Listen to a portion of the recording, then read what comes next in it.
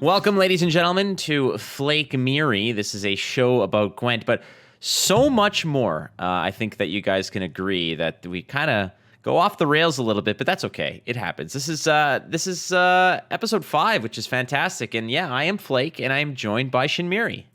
Hey Flake, great to be back. Yeah, this is episode 5 of Flakemiri. Last week we had episode 4, A New Rope.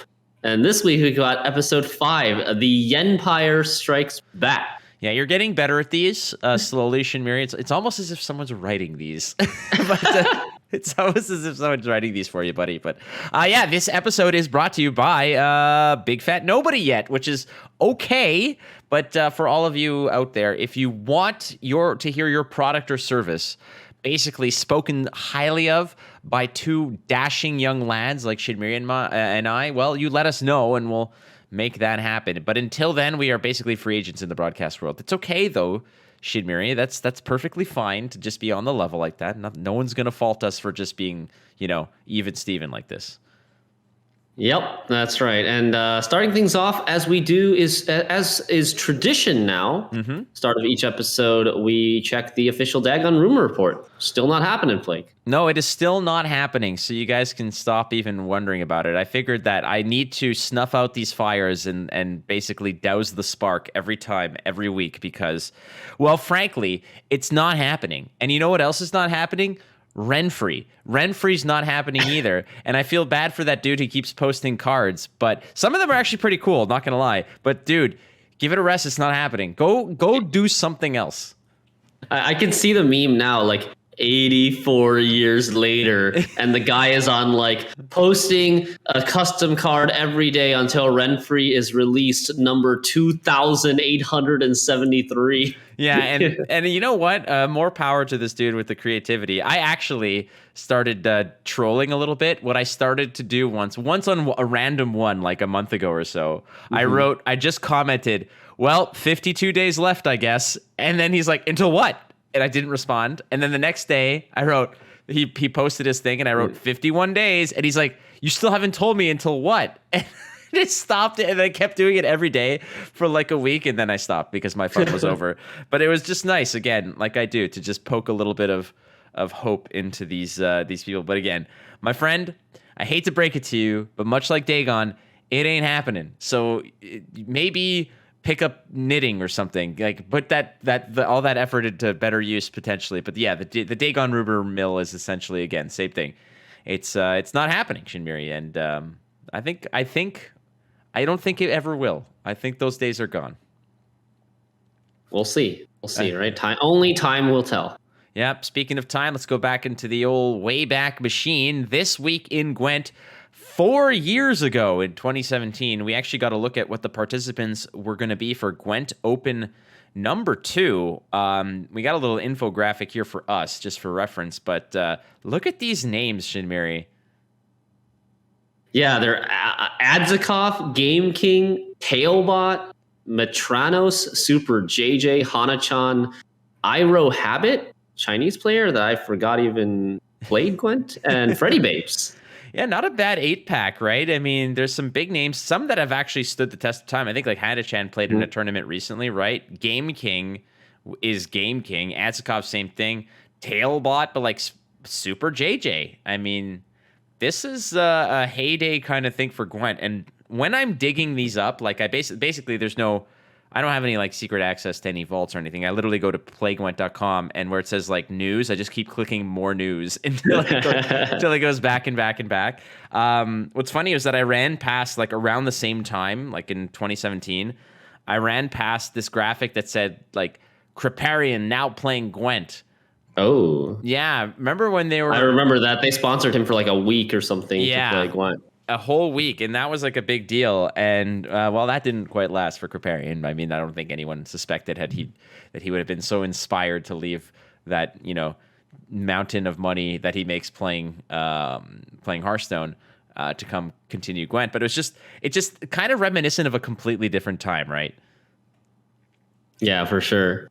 Like so long ago, but yet so not long ago almost. Yeah, time flies. All right. We have the mailbag that is ripe with community questions that we'll get to in a few minutes. But first, topics for the week. You want to start us off? Yeah, well, there was actually, I mean, every week I kind of toss it out there to the Reddit community and also on Twitter and such to say like, hey, if you guys have questions, obviously for the mailbag, and there are some questions in there that kind of deserve more than just the passing glance, and one of them was actually submitted by Komodo 135, and the question itself was something like along the lines of, you guys are both vets in the game. You've been around for a while. And what do you believe are the greatest skill ceiling decks in Gwent history? And that kind of deserves a little bit more of a deep dive, because I know that in a previous episode we were talking about something like Kiltulis. Remember, we were talking about deck personality, right? And decks that were very unique in that regard. But skill ceiling's a whole different ball game. And I mean, I think Keltulis must still actually reside in that high skill ceiling category as well. Yeah, I think so.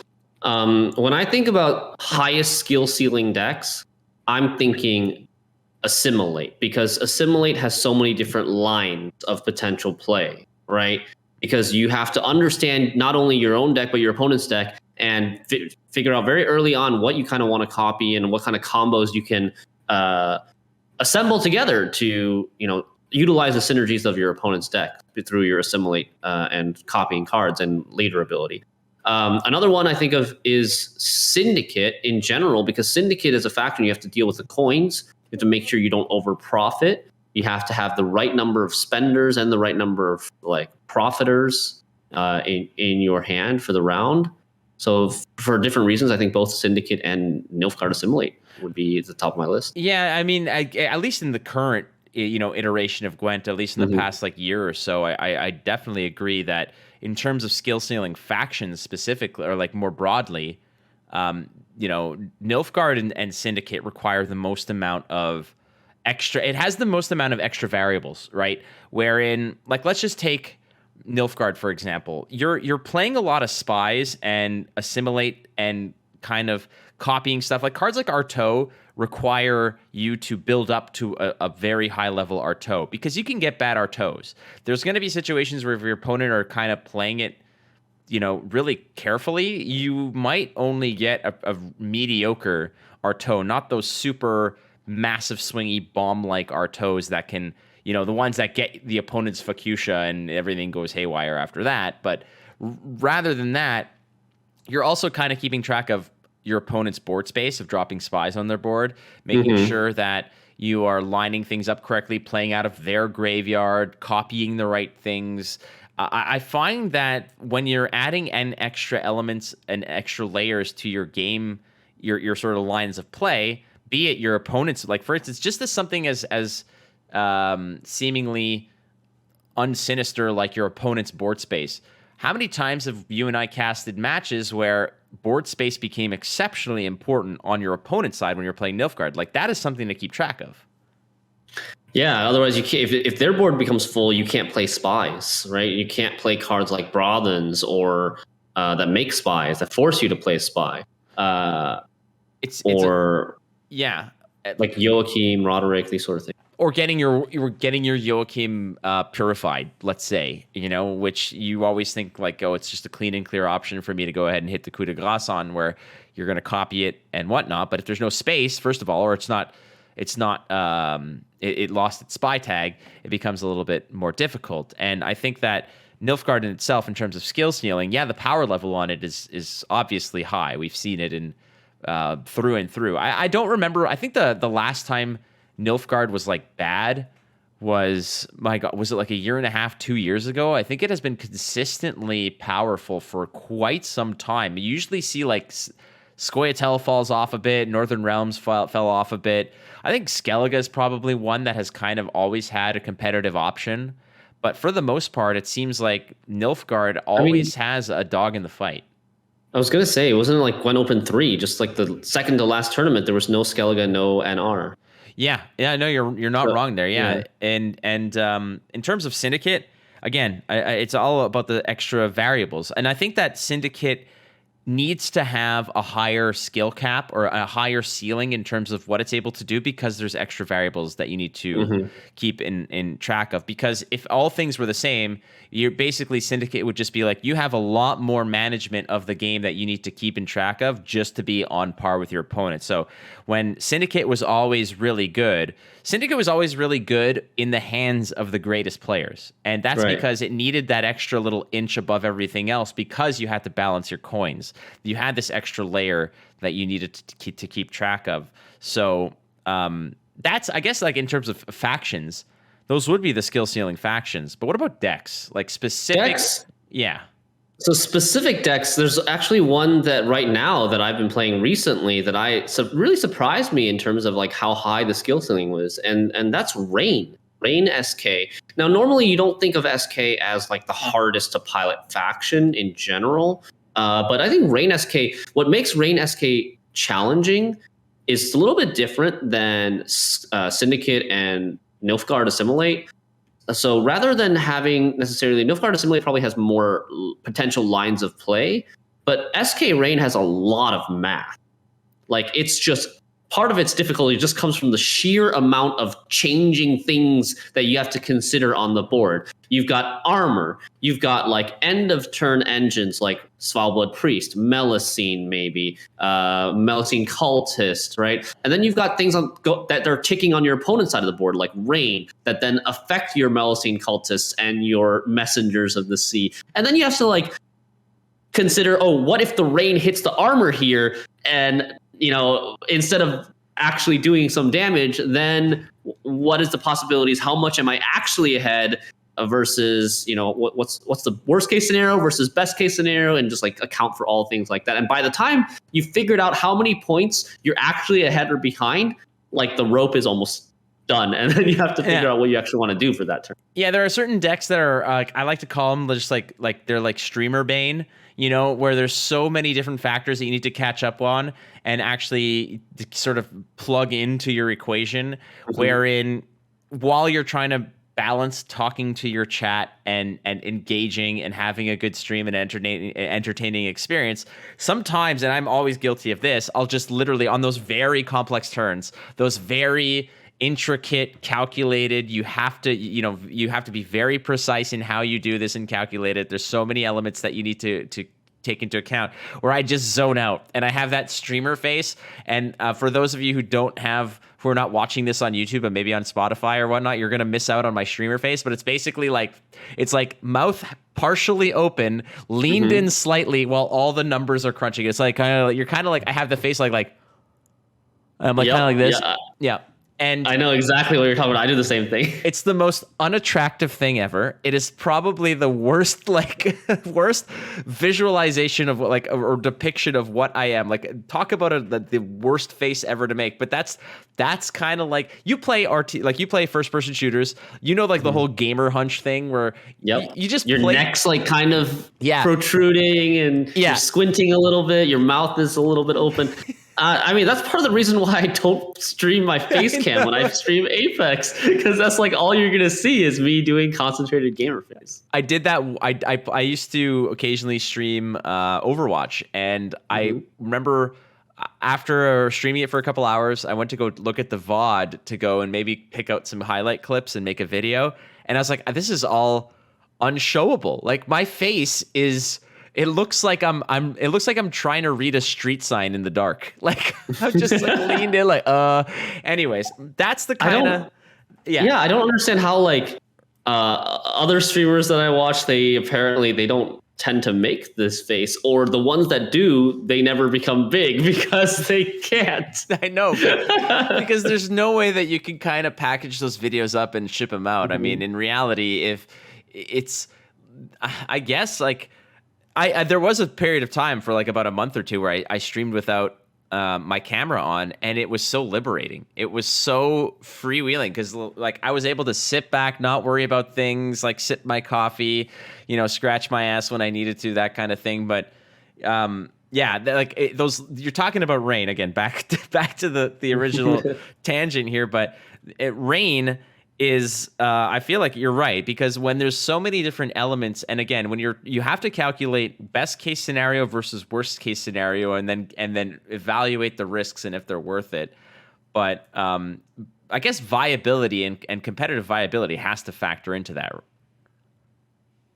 Yeah, yeah, and I think Rain is a good deck, and it's actually not played as much as I thought it would be, given how strong it is. And I think part of that is because people just can't be bothered to do the math when it comes to playing the deck, and they're just like, all right, I'm just going to play something easier. Let me just play Reckless Flurry. I'll just like remove everything. That's fine. That still wins a lot of games, right? So Yeah, people just maybe tend to play something like that instead. Take a good deck that isn't necessarily top tier. Reckless Flurry doesn't necessarily have like immense amount of variables to consider, other than maybe your Reckless Flurry pings maybe missing something, and you have to factor some stuff out there. But like Rain, and then triggers on turn, like end of turn, start of turn. Triggers from the damage onto your own units, yada yada yada. There's a lot to factor in. I like that example. My example of something that's still relevant today. We could like kind of rewind it way back when, but like for me, I genuinely believe that Keltulis is probably one of the higher skill ceiling decks out there, because it has glaring weaknesses, and it can still kind of circumnavigate them. Obviously, it's a small package of units that you're playing, and you're kind of going really tall with them, and you could really lose to somebody who's focused on, purifying out your defender and heat waving your Keltulis or whatnot. But you and I have seen Keltulis lists that have gone up against lists that run Purify, Heat Wave, Movement, lots of tech, lock, stuff like that, and actually win. This is a deck I feel that's definitely not for those who are not well acquainted with all the really subtle rules and subtle advantages that you can kind of dig into as a veteran player. I think Keltulis will always be good, because it will always put better players ahead of the average players, just with that deck alone. And I think that has to be factored in terms of considering what is the best skill ceiling decks that are out there.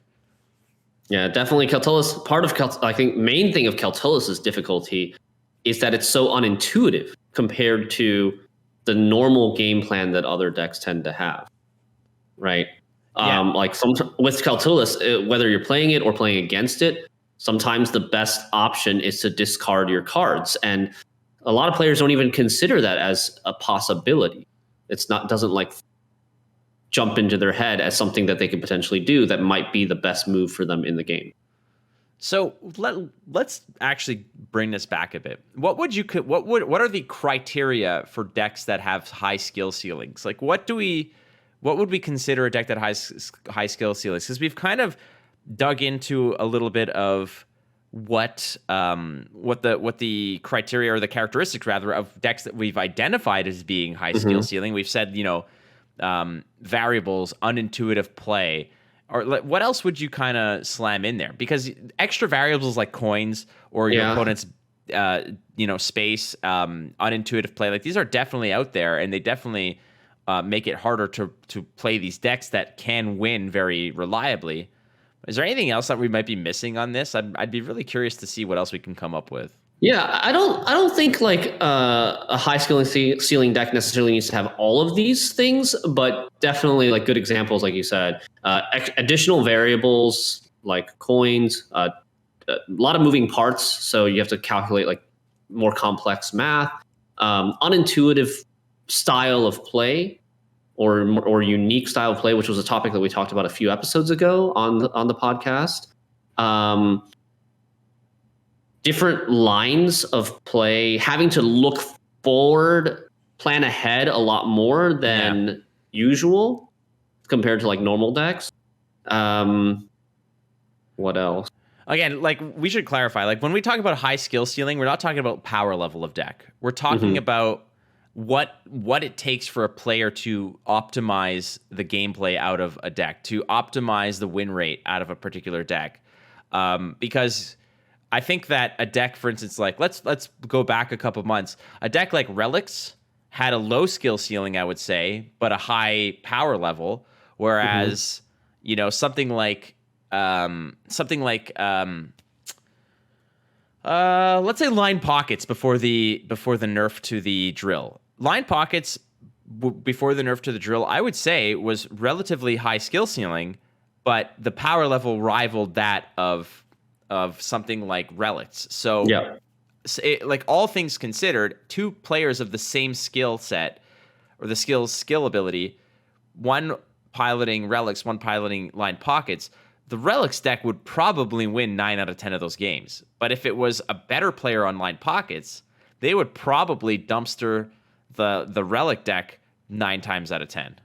Certainly, I think I think line pockets had a pretty favorable matchup against relics, but you could see like we've been seeing CDPR community manager Ryan Godric posting like leader win rates and play rates from the past several seasons on Reddit these past few days. And yeah, the relic season, what was it? Fruits of Yskith is the leader, was the highest win rate by far on that season. I think it was version like 9.2.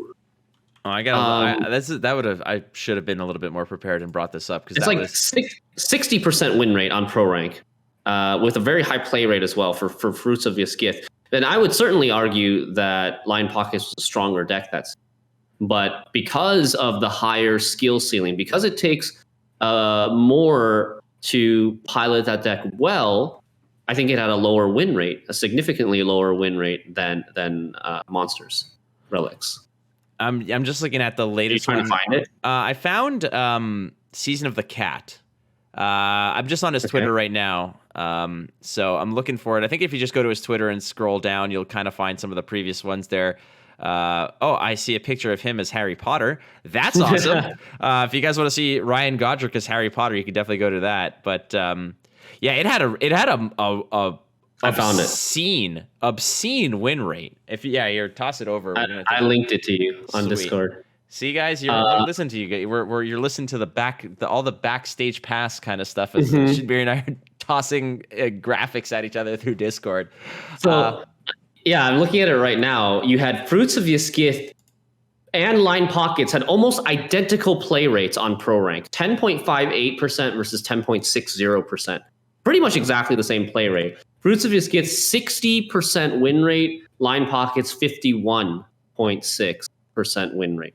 So like almost an 8.5% difference in win rate, which is massive. 51 versus 60%. It's a huge difference in overall win rate, but I think line pockets is still the stronger deck. It is certainly the stronger deck. I think the fact is that there's just more. Let's be fair, and I'm not saying this to knock players who get to pro rank, because it's not easy to get to pro rank. But pro rank players are not like all the hottest ish, so to speak. Like, I'm not saying this to downplay getting to pro rank, because it is absolutely not easy getting to pro rank. And if you get to pro rank, I applaud you, because it's for some players that is a super high achievement, and it is. It's very you are in the top 2% of players playing Gwent if you get to pro rank. So congratulations to you. But there are players that take great decks, get to pro rank, and then rock that deck and have no care in the world about MMR, so they play the same deck over and over. So this might just be a factor of like this deck preying on the lower end of the pro rank, but 60% win rate is pretty much the highest we've ever seen on these sort of stats reports. Oh, 100 by miles. I think the highest I've ever seen was probably something like 56%. Was the best. And keep in mind that this also factors in the fact that like Fruits of Yskith is going to knock into itself and kind of like, it now and then and whatnot. But at the end of the day, like for those who are maybe not as well acquainted with card games and things like of that nature, typically if something is at 55% win rate, it gets a look, it gets a sniff, it's on the radar for being watched in terms of its performance rate. Anything that's 60% is like alarm bells going off right away. Like you're calling Ryan Godric and Burza in the middle of the night saying, "Okay, we got a problem here." Like that, it's that level of concern. Yeah. But again, so win rate through the roof. But I think we can agree that skill ceiling on this deck was pretty bobo, if I may say so. I think in general, I think most decks have a decent skill ceiling. I think Fruits of Yiskith, there are small, subtle, niche things that definitely differentiate the top cream of the crop versus like the average 2450 pro rank player. So I'm not saying that there's nothing there, but definitely in terms of the amount of things, the amount of difference you can make between like an above average player and like a top 16 type of player, it was not as significant for Fruits of Yiskith than for Syndicate or Nilfgaard and stuff like that. Yeah, I just see a lot of people there's a lot of people out there where they kind of cry that the sky is falling whenever there's one deck that's just better than the others. And this deck was probably the worst that I'd ever seen in a long time. I'm trying to think of what else really drove Master Mirror Skellige Warriors. Yeah. Oh, I thought you were going to say what else? What other examples? No, that's history. That was going to say, like, if we're going to talk about some of the most dominant decks in history before they kind of got clipped, like, I guess that's out there. I mean, unless you're talking about back in the day when there was actual passive abilities, I mean, but then you're talking about just factions being better than other factions. Yeah, and then that's a different game when we go back 100%. All the way to like closed beta, yeah. But in Homecoming, like Fruits of Yiskith Relics, I think on release Master Mirror Skellige Warriors is probably similar stats. I actually checked it the other day. I think it also was like 60% win rate. And it was another deck that was kind of easy to play, not super complex, had a pretty, consistent, solid game plan that you could, write a guide for and people could follow the guide and just do well with it. Right. Was this the, Arnulf into, Champion's Charge, like finisher kind of thing? I don't even think so. I think it was like Second Wind. This is like when Second Wind still existed and you could Second Wind the Herald. Remember how like Herald was, you round 3 Herald's a huge engine, threat, and point slam at the same time, and they can't even kill your Herald because if they kill your Herald, you just resurrect and play the Herald again with Second Wind. This is before they deleted all the play 2 cards in 1 turn type of leader. Oh, yes. You could either Second Wind Herald, or you could Second Wind like Wild Boar of the Sea, or you could Second Wind like Tirgvi or something, or Skjordal. This is way back. Like, this is just bringing back. It's like a year and a half ago. Yeah, it's not even too long. It's not even that long ago. It's just funny to hear. But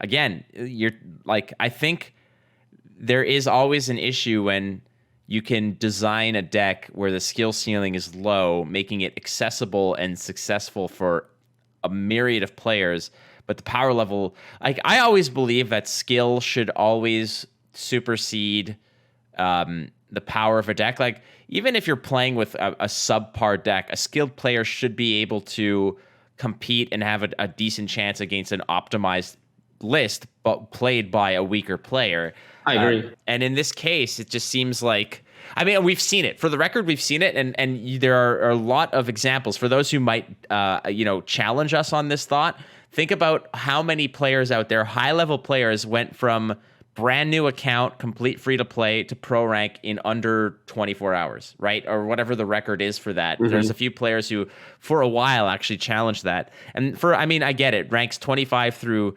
10 are a joke, but they're not exactly getting everything they need, and they're kind of working their way through it. But good players are good players, and they'll succeed. But that is something that I feel Gwent should always be able to reward, and that's why I am okay with decks like and factions like Syndicate being just like a smidge better than everything else, because they have extra layers of complexity that needs to be navigated in order to pilot it successfully.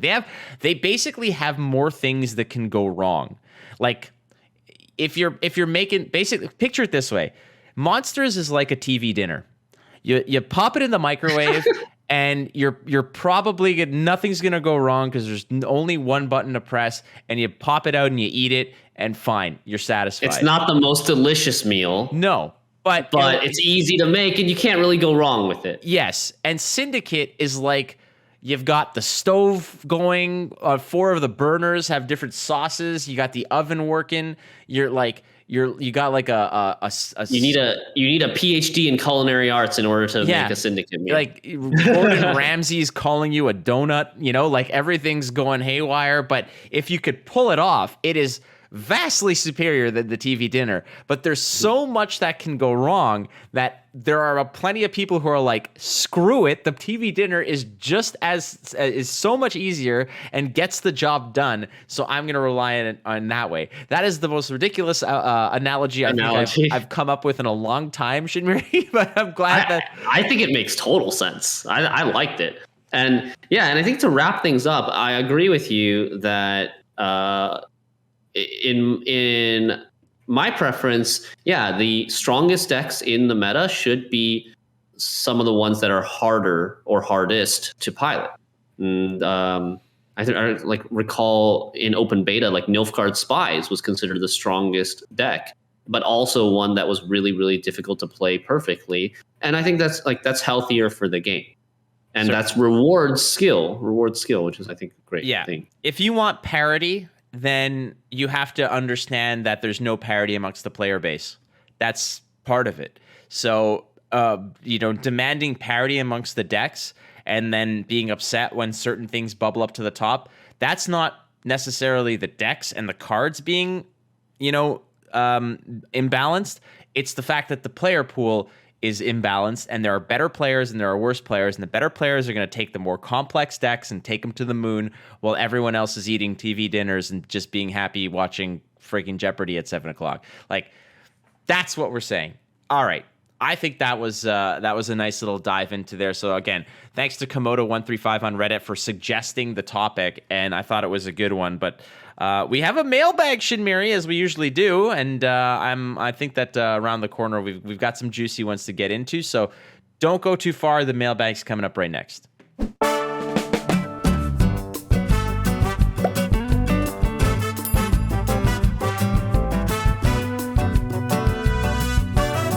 All right, Flake, we got some juicy questions from the viewers in this week's mailbag. Let's start off with Aditya Mulia on Twitter. Asks, how do you recover from a bad losing streak and get yourself back on the right foot? Ooh, okay. I've had plenty of these. Now, a lot of this comes from, like, digging your way out of these kinds of holes.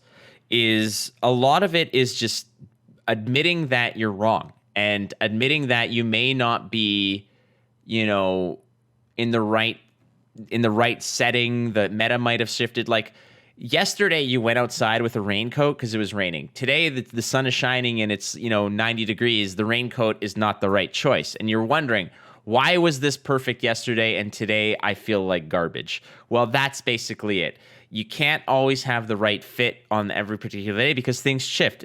The meta is like the weather. You can probably be relatively certain or have a good idea of what it's going to be like because you've been in it. You can look out the window, you can get a good idea, but until you actually walk out into it, you'll never know. So being able to not be stubborn about things and maybe go back to the drawing board and say, you know what, maybe, Skellige Warriors is not right today. Maybe I should be playing some more of a swarmy style deck. Maybe I need to go to Arrakis Swarm. Maybe that's better. Sometimes it's just a matter of identifying the meta and getting it that way. Other times it's just identifying that there might just be one missing element to the deck that just changes the whole thing. Maybe you need that one extra tall punish or that one extra lacerate, and that just changes everything. But that leads again back to the meta. I think that understanding the meta is more integral to one card choice necessarily here or there. It factors into that. It has influence on that, and that will change everything. Being able to just walk away, admit you're wrong, not be stubborn, reevaluate, and make changes. That's how you get out of losing streaks. Yeah, I agree with a lot of what you said. I think oftentimes switching decks can be helpful for cracking losing streaks. And everybody has like their own comfort deck that they tend to fall back on that's been, very good to them in the past, that they just gel with, they understand the ins and outs of it. Sometimes that can help. to just like switch back to a comfort deck that you're really good with, that you know has done very well for you in the past, and try that out for a little bit and kind of shake it off, get some momentum going your way. Another time, like sometimes you're also just not in the right mindset to play good Gwent, and sometimes you just need to take a little bit of a break and try again tomorrow. Get some better sleep. You know, I know I definitely have those bad days where I didn't sleep that well the last night, and I just start making mistakes left and right. Like it's just a bad day for me. And so normally I would be able to see this line or stop myself from making this mistake, but today I just keep falling into the same pit over and over again. Yeah, you get to that point. You never do like that play where you make the play and you're like, why did I do that? I know exactly why I should not have done that, and I did it anyways. And that's possibly fatigue. It's like too many things to consider. So yeah, taking a break also helps out. This one's from Jano Snacks on Twitter, asks, do you think it's time for a new faction to be added to Gwent? If so, what should it be? I personally don't think we need a new faction in Gwent right now. I think 6 is plenty. And I just want more. Like, I always think that one of the goals, long-term goals for the game should be more competitive and viable archetypes, but not necessarily new factions. If we were to get a new faction, I think maybe like Zerrikania is something that's within the Witcher world that we could maybe find build a faction around. Like with dragon, they have like dragons. They worship dragons. They've got characters like Villain Trettenmirth, right, and Bork, who like also Bork 3 Jackdaws. Maybe we'll have like 4 different versions of that card. Via and Tia. I don't know what else, but like the Ophiri merchants are kind of from. Maybe they've already used that. I don't know, but like. So that's just the first thing that came to mind. Would they need to pull cards from like neutral and then maybe like redesignate them? Let's say. Possibly. I would hope not, but I don't know what they can come up with. I personally think the answer is no, that we don't need a new faction. Yeah, I agree with you there. I don't think that needs to be a new faction, and the reason why is because if you are creating a new faction, you need to create a unique identity, and not that I don't think there's plenty of identities that can kind of be dug into, but you need to create a new faction that has a unique identity, and you need new game mechanics to sort of support it to a degree. If you notice, there's a lot of cards out there, a lot of factions and archetypes that kind of have their own thing, their own shtick, as it were. And I think that there's still a lot of identities that are, like you mentioned, there are other identities, archetypes, etc., that need support before you even start opening up new things. It's like you haven't even finished reading these 5 books and you want to start another one, like, you know, or whatnot. Like, get the job done on what's out there. And if so, what should it be? Just out of like, if I were to, you know, like fully answer the question. So first of all, no, there should not be another one. But if there were, what would it be? I know nothing about Witcher lore, not a bloody thing. So I'm just going to say Jedi and Sith, some sort of force sensitive entity kind of grouping of people, Jedi Council and like a Sith Covenant or something like that. I think that would be great. Perfect. All right. Next question from Komodo135 again on Reddit. What career or line of work would you have gone into if not for Gwent and casting? Oh, well, so before doing casting, actually, I mean, like I was streaming while I was working. I worked for a major airline as a social media manager. It was quite a 180 in terms of like career paths, because I was actually very successful there. I had a really good career lined up. Like that was basically going to be it for me until I retired. The benefits were great. The pay was exceptional. I had a great reputation there. And I just woke up every single day miserable. And all I wanted to do was speak into a microphone and talk to people, which I got to do a little bit in college. Like I ran the college radio station. I had an internship at the sports radio station for a while. But what would I be doing if it wasn't this? It would still be this.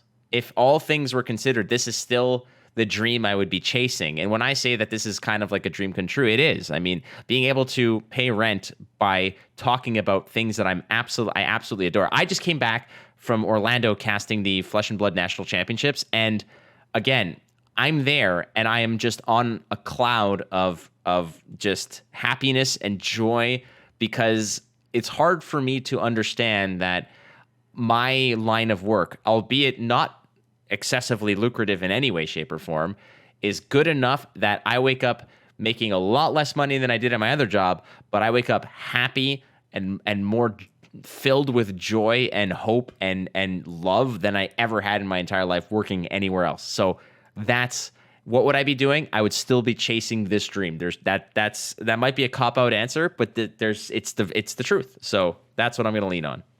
Yeah, I really well said. I feel the same way. Like I'm definitely making less money now as a streamer and caster than I was before.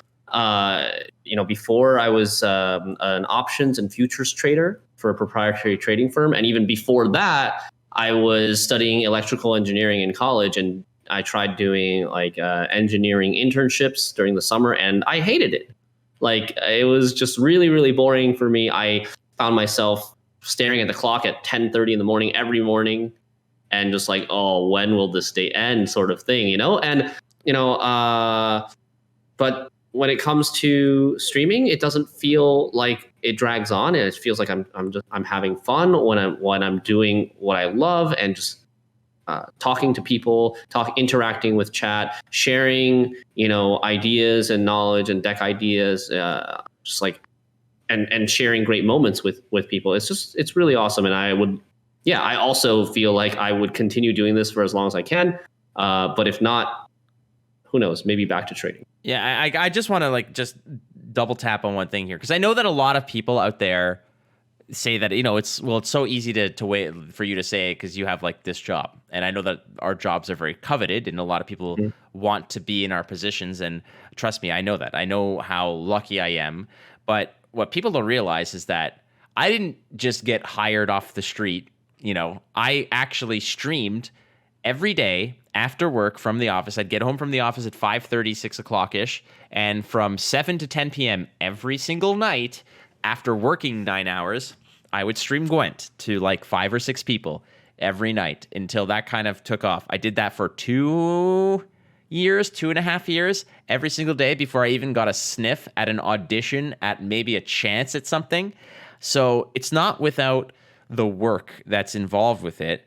If you're passionate about something, it is worth putting the effort in, because I promise you this: if waking up being happy with what you have to do, not having that dread of oh God, tomorrow's Monday, I got to go do this. And I know you probably felt that. You talked about the whole thing about looking at the clock at 10:30. I know all about that.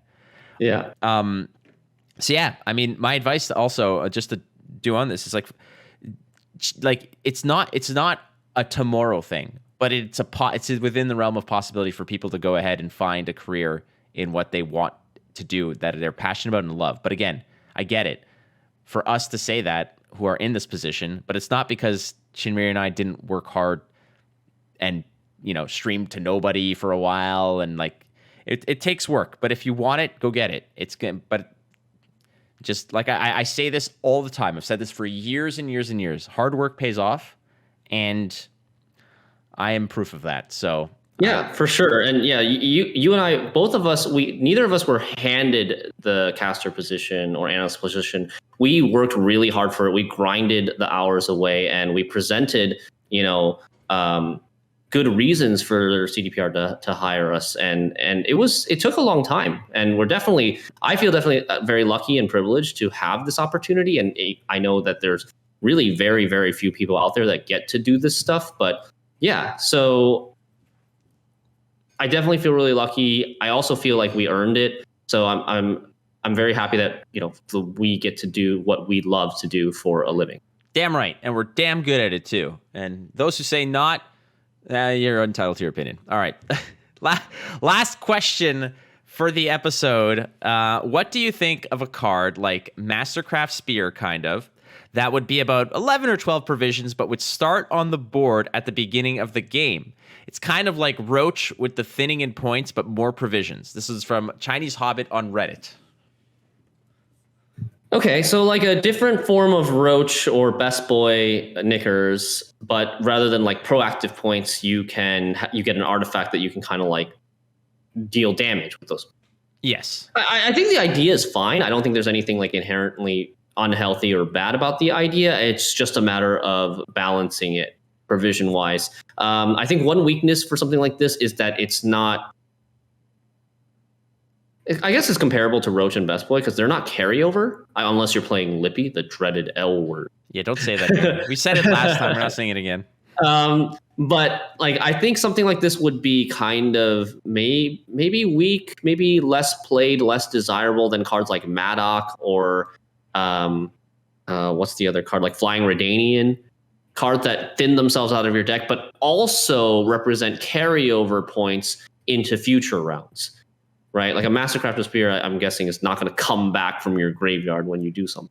No, and so like at 11 or 12 provisions, it sounds expensive to me, but maybe properly balanced, I think it could be an option for certain decks. Yeah, at first I thought that this was a ridiculous idea until I thought about it a little bit more, and the provision numbers sounded about right. Where a 9 provision Roacher, let's say, like a 9 provision Redanian, 10 provision Maddock, like. I get it. This is coming in as 4 with an already thinned ability. It's never going to be in your hand. You never have to waste a mulligan on it. It's an automatic thin of 4 that can either solidify your blue coin disadvantage or really come at your opponent and kind of negate their blue coin stratagem, right? So you do have a very intriguing kind of card here. And also, I mean, I paraphrased this question. There's also a little addendum to it where they're mentioning cards like Torque or Sunset Wanderer start in the hand.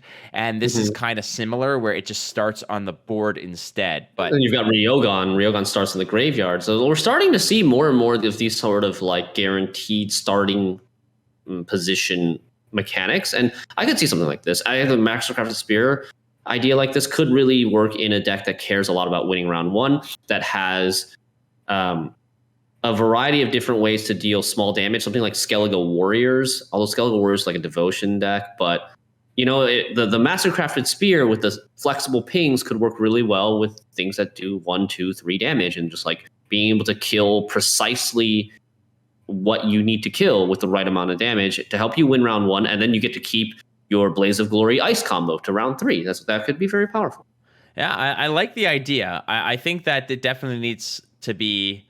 It's something that I'm not smart enough to say that it's not gonna. It will or will not break the game. But I honestly do think that the idea and the spirit behind it is actually quite fascinating, because, like you mentioned, Shinmiri, there's the symptoms of something like this already exist within other cards, like Sunset Wanderers, Ryogan, like things like that. So it's not completely out of left field. It's not out of the realm of viability, because things like that kind of already do exist. You just have to play them. So paying 12 provisions for four points that you have to spread over 4 turns, I mean, sure. 12 provisions is a hell of a lot of provisions to give up for 4 potential points, but hey, you do you. I think it's a great idea, and I